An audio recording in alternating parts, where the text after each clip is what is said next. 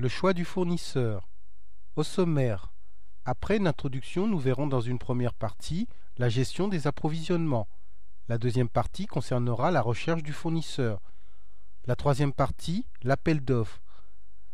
Avec un grand A, un récapitulatif des différents moyens de passer un appel d'offres, et un grand B, une application de l'entreprise la fin. Nous terminerons par une conclusion.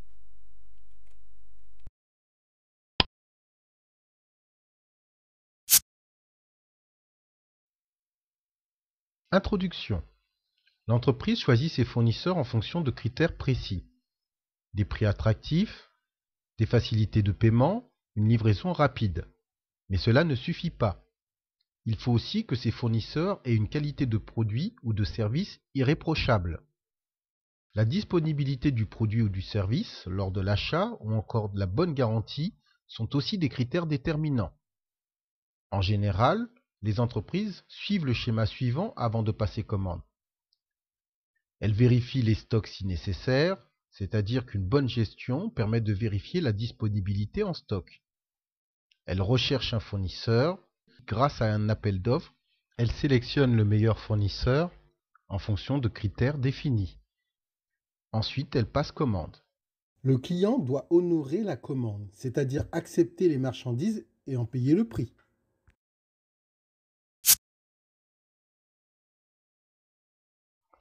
Grand 1. La gestion des approvisionnements.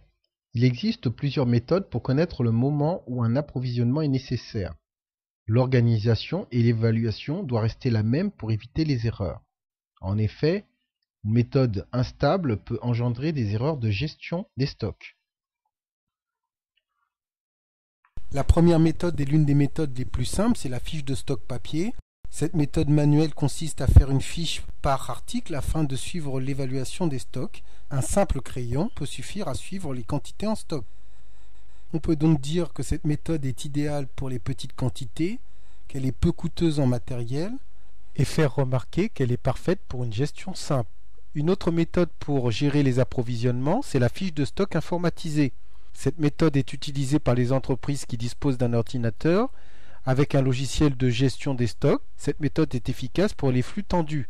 On peut dire que cette méthode est idéale pour les grandes quantités. Cependant, il faut disposer non seulement d'un matériel informatique, mais aussi d'un minimum de formation pour pouvoir utiliser ce matériel. On peut aussi faire remarquer que les mouvements sont immédiatement enregistrés sur informatique et les mises à jour se font immédiatement aussi. Les quantités à réapprovisionner se réfèrent aux conditions de vente de chaque fournisseur. À retenir, le gestionnaire analyse et calcule les stocks de manière rigoureuse. Ainsi, il permet d'éviter la rupture de stock ou le surstockage. Partie 2. La recherche du fournisseur. Avant de choisir le fournisseur qui lui convient, l'entreprise est amenée à rechercher les entreprises pouvant lui offrir sur le marché le bien ou le service qu'elle recherche. Il existe différents types de recherche. La consultation avec des documents papier. Pour cela, différents moyens de recherche sont possibles. L'annuaire papier ou magazine spécialisé, c'est une recherche qui peut être lente, mais d'une efficacité importante.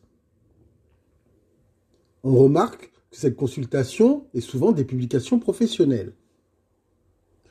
Deuxième exemple de recherche papier, les journaux, la publicité, les tracts, les prospectus ou les flyers.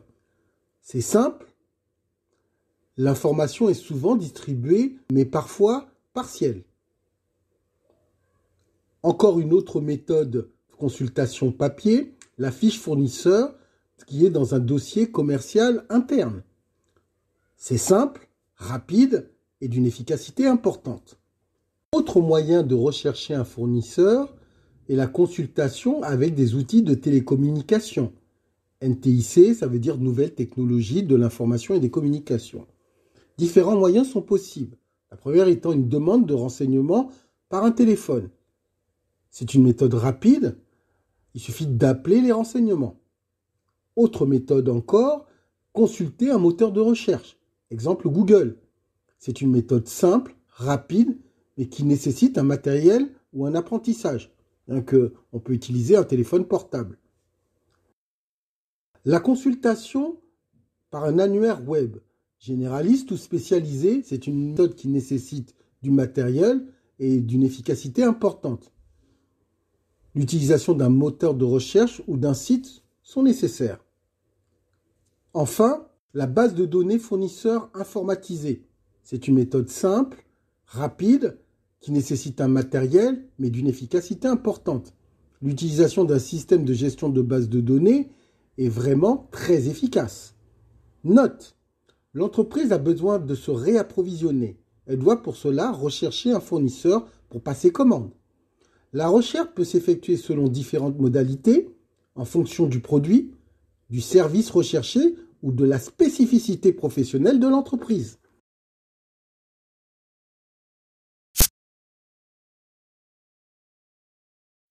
Grand 3, l'appel d'offres.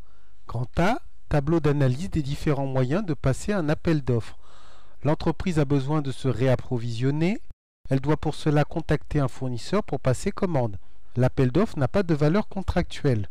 Quels sont les différents moyens pour faire un appel d'offres? Le plus simple, c'est l'envoi d'un courrier ordinaire, d'un formulaire à compléter ou d'une lettre papier. C'est un document adressé aux différents destinataires. Le fournisseur est invité à répondre et à fournir les informations demandées. C'est une méthode simple, mais qui peut être très lente. Il faut cependant disposer de l'adresse des fournisseurs. Autre méthode pour faire un appel d'offres, c'est par téléphone. Il est possible de demander les renseignements par téléphone. C'est une méthode simple et rapide, cependant, il faut disposer du numéro de téléphone. Enfin, une autre méthode pour faire un appel d'offres, c'est sur Internet. L'entreprise peut envoyer un courrier électronique afin d'obtenir les informations demandées. Cette méthode est rapide, nécessite un matériel important, mais aussi un apprentissage. L'entreprise qui dispose d'une base de données importante peut aussi avoir des difficultés à gérer cette base de données.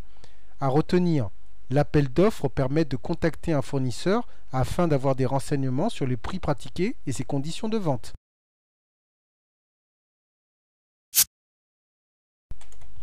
Grand 3, l'appel d'offres. Grand B, application. Vous travaillez dans l'entreprise Lafin qui vend du matériel de cuisine. Vous êtes chargé de dépouiller les derniers appels d'offres lancés par la société et pour lesquels elle a reçu 3 réponses à compléter.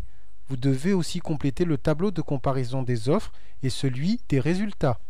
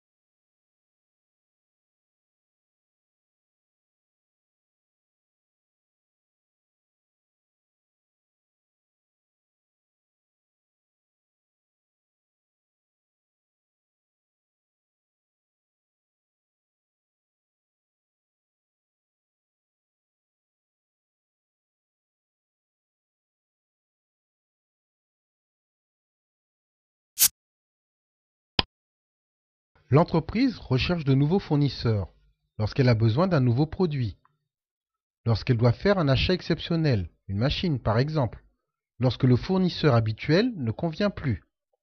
Cette recherche s'effectue par un appel d'offres qui est une demande de renseignements envoyée à différents fournisseurs. L'entreprise établit ensuite un tableau de comparaison des offres pour sélectionner le fournisseur qui, selon ses critères, convient le mieux.